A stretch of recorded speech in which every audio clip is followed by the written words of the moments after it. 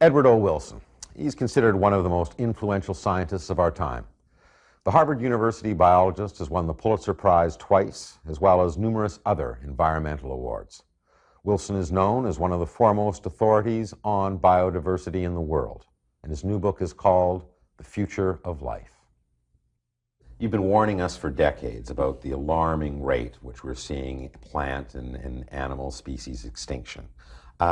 Give us some sense of what is going on there and why this is an alarming condition. It's very serious. Let me use another word. It's catastrophic in the long term.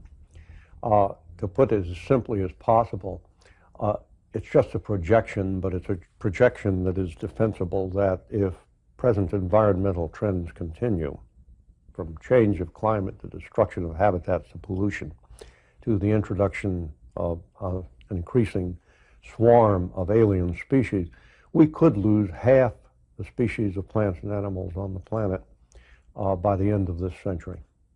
Now, if you look at fossil records, you say, well, obviously species die and get wiped out, and that's just part of the natural order of things. Why should we be alarmed now? What's different about what's going on now as opposed to what's happened throughout our entire evolutionary history? There have been 5 major extinction spasms, we call them, in the last 450 million years. That's a span of time in which large organisms, plants and multicellular animals and so on of some size have existed on the planet. And of course, all through the history of life, there have been extinctions of species. And then new species have been created. But consider these facts. Paleontologists estimate that very generally the rate of species extinction in the past, outside of the big spasm, including the one we're in now, the rate of extinction is 1 species per million per year, nearest order of magnitude. And the rate at which new species have been created is about that, 1 species being created per million per year. We have increased the rate of extinction by about 1,000 times. And the rate of birth of species probably reduced it because there are a few places, natural environments, in which new species can originate. So with the extinction rate on the order of 1,000 times faster than the birth rate, even in short terms, not just geologic time, but in short terms, a matter of decades, we're seeing Earth's biodiversity being eroded away. At the risk of asking the obvious, why is that? Why should we be concerned about that above and beyond what's happening to the area in question? Well, leave aside then the moral issue. Let's assume that there really are people who feel that the rest of life doesn't matter that much. We'll get along with house sparrows and corn and, a greatly diminished number of natural species. Then we come to the consideration of opportunity cost. And we know, just from scratching the surface of biodiversity in our scientific studies and our technological innovations and exploration for new pharmaceuticals, new fibers, new crops, new genes to increase the productivity of our existing crops, our need for a more scientific timber industry for the future and so on. We know that there is an immense richness of material out there waiting for us to use, and we are destroying a large part of it. Well, let's talk about that, because here I think is probably the most contrarian part of the argument you put forward. The excuse why we don't do more to protect the environment, or the defense as to why we are, exploiting our natural resources, is almost always economic. Well, look at the jobs that would be lost if we did this, or look at all the jobs we're creating by doing this. You make the actual reverse argument. You say that the economy will grow faster and be more sustainable over time if we protect the environment, and that conversely, that if we ruin the environment, that there will be long-term economic costs. Explain that to me. Well, that's exactly right. If you take, for example, just ecosystem services, quite apart from new products, new medicines and so on that we can derive from the natural world, you just take ecosystem services. what these natural environments, surviving ones, provide for us in the way of watersheds, hence, the creation and the holding of water, of the natural soil generation that we need, and the very atmosphere that we breathe, keeping it at approximately the equilibrium that is physiologically best for humanity, and so on. Then we find, according to the report of the study of the economic measures of those services, published in Science magazine in 1997 by a team of biologists and economists, we are provided each year roughly $33 trillion American of these services by the remaining natural ecosystems. 33 trillion is more, it certainly was more in 1997, than the gross world product. That is what we ourselves were producing. And it's not hard to show that if we go on destroying the natural environment, then we have to replace it with what you could call prosthetic devices. Water filtration, plants, flood control systems with revetments, and so on and on and on. Not to mention rising healthcare costs as a consequence of bad air. And absolutely. And of course, having to filter out pollutants and then control our means of energy production and use, and on and on. It's easy to show, the economists can show, that the price of replacing the natural systems isn't just a flat check written for 33 trillion every year, but it goes up. It becomes more and more. In other words, it would be virtually impossible for us to replace our natural ecosystems if we kept moving in this, even if we keep moving in this direction of high tech over the natural environment. A very instructive case was New York City's water supply. And for many years, New York City had some of the purest water in the world coming down from the forest of the Catskill Mountains nearby. And they even bottled the stuff and sold it widely. It was so good.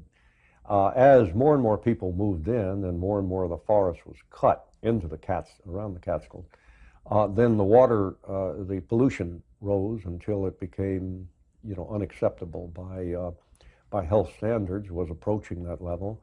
And New York was faced with the option of either starting to restore the Catskill natural environment, that is, cut pollution, allow regeneration of forests and so on the one side, or of building a giant filtration plant to replace the Catskill watershed. And the difference, I can't remember, it's a difference of billions of dollars.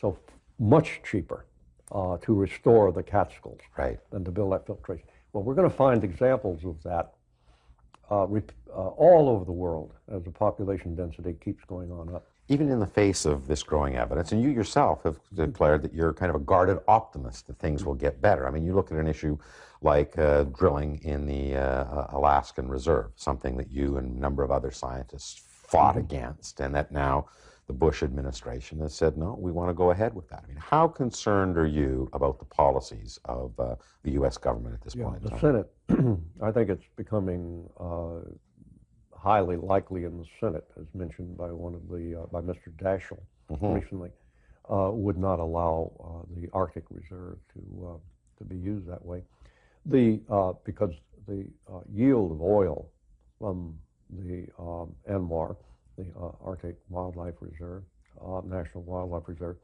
that would be very minor, with reference to a U.S. need. But more than that, it's being understood by our political leaders that the symbolic value of ANWR is enormous. If we go ahead and violate this, one of these last great pristine wilderness areas left on Earth for a small yield of oil, what are we then? What kind of a moral position would our country be in with reference to the natural environments around the rest of the world? What kind of an example are we setting? What are we setting in terms of sensible environmental and natural resource planning for our own people? So if it goes through, it would be a disaster.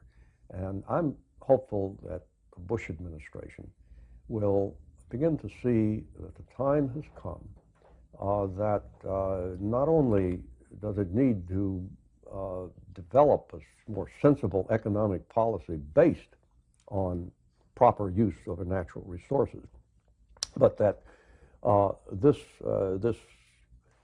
distancing of the Republican Party generally and the conservative movement in the United States, it's distancing itself from environmental issues and generally taking a contrarian view, is potentially dangerous for it in the future. It has a grand opportunity, the Republican Party does right now, I think, to come on and produce an environmental argument with elements of its own.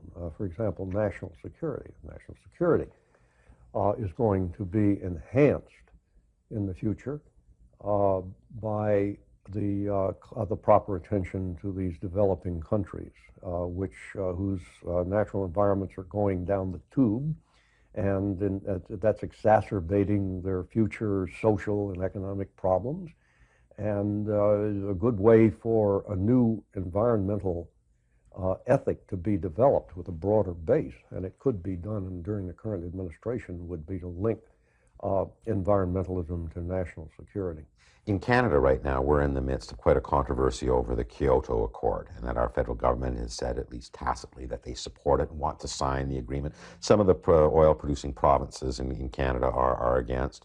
Bush has said he's not signing it at all. Can Canada make a difference in this? If America is not a party to the Kyoto Accord, is it ever going to make any difference, do you think? You mean Canadian policy? Yes. Oh, I think it would make a great deal of difference. If our neighbor, with so many of the similar problems, goes one way or the other, would certainly influence American public perception and I think attitude about the whole Kyoto process. I think that the present administration probably could solve the Kyoto dilemma that it's created by hurrying up and producing a policy, an alternative policy. If it doesn't accept Kyoto outright, certainly producing a policy of its own, which would be generally acceptable and would be built against the background of the total picture of world resources and climate change, as opposed to a much narrower view that many opponents of the Kyoto process take of short-term, considerations, mainly based on short-term economic growth. Well, it's the classic argument that you talk about, and that is the dilemma. The opposition to Kyoto is it just costs too much to protect the environment. Again, how do you break through? How do you break through in that argument? Well, it's more of the same. That's right. And the case. Now we know enough about climate change to make the matter pretty close to decisive. I mean, there's never been such a concentration of massive scientific person power on a particular issue as climate change. And the best judgment now of almost all scientists who work in this area of climate change is that this is really occurring and it's going to get really serious. We are already seeing a deterioration of Arctic ecosystems. We are at risk of having significant climate changes, not just in the United States, but in other parts of the world, as for example, Southern Africa, that could result in disastrous droughts. And then there's a whole matter of entire faunas and floras, not just in the Arctic, but along the southern tips of the continents, which soon will be in imminent danger. And then there's Kiribati. The country of Kiribati in the Pacific is already beginning to evacuate its citizens to New Zealand because this is a little Right, independent sovereign nothing about country it, in right. an atoll in the Pacific because it's going underwater. You know, it's one of these very shallow islands. And Kiribati will, in a relatively short time, be uninhabitable. That ought to be taken as a warning signal, I think, to just the rest of the world. The other argument that you put forward, or the other point that you make that kind of deflates the whole argument that there are economic costs in protecting the environment, is that many governments throughout the world right now are spending a tremendous amount of money to pillage the environment. I mean, you talk about the whole notion of perverse subsidies. Explain that notion to me. Yeah, well, we do have perverse subsidies. It's into the hundreds of billions of dollars around the world. Among the most conspicuous are our oceanic fisheries, which I think most people now realize are at a point of exhaustion and beginning decline. The oceanic fisheries have been sustained worldwide, particularly in the developed countries and in the United States most particularly, by bringing down the dockside cost of fish per ton harvested wild from the ocean. And this has permitted much deeper cutting into the oceanic fisheries, so that I think at the present time it's estimated that all 17 of the major oceanic fisheries of the world are below a sustainable level. And we've witnessed now a crash, of course, along our joint coast in the North Atlantic of major food fishes, cod, haddock, and so on, a crash which may take many decades to recover. You make the point also in terms of the German mining industry, for example, that we could literally pay all the German workers in that sector, and we would be saving money if they didn't mine at all. Yeah, we could. It would be better. I think Germany would actually save money by just giving them all a pension and sending them home, and then they could take the net yield from doing that and put it into sustainable energy sources. Well, this is the heart of the dilemma, and you talk about it in the book, is that, you know, we have a number of short-term values, which at the time pursuing them seems to be perfectly logical. You know, we need jobs, we need economic growth, we need prosperity, and then we've got a bunch of long-term values, which seem equally logical. We've got to protect the planet, we have to pass it on to the next generation. Yet these two come invariably in conflict in public policy terms. They seem to. Out of the mouths of politicians. You argue for something you've called universal environmental ethics. Right, and so do many other scientists, and now increasing numbers of economists are coming on board. What is this? Explain that. Essentially what it is, in addition to preserving this immense machine that's already in place, that we don't have to tinker with, that's giving us all these services free that I just mentioned, the conflict between economic development and the preservation of the natural environment has been, to put the matter mildly, greatly exaggerated. Let me give you just a couple of figures to illustrate this in the U.S. The Endangered Species Act has often been cited as obstructive to full economic development of the U.S. for the protection of a few thousand of America's natural species, native species, which appear to be ready to go to extinction. And the truth of the matter is that in one 10-year period that was closely studied and monitored, the number of cases that were in fact examined of possible conflict between development of a particular area and the provisions of the Endangered Species Act were just a little under 100,000. And the number of cases that actually resulted in the development being blocked was 55. In other words, a minute fraction. And even there, it often turns out that an alternative mode of development, sort of development in a nearby area, or alternative use of the property that is involved, proves is to be the case. So there is really very little evidence of a conflict there. One of the most prominently cited by environmental critics. Given the 4-year terms of most elected politicians, and given that they invariably do tend to fall on the side of the short-term values, which seem perfectly logical, I mean, how realistic is it to think that we're going to get that kind of embracing of an actual ethical value system coming from our political process, or what is necessary in order to make sure that happens? Yeah, you know, I think, I may be wrong, but I hope we're on the cusp of a return of environmental values and environmentalism as a mainstream system of values and issues in the American, U.S. political system.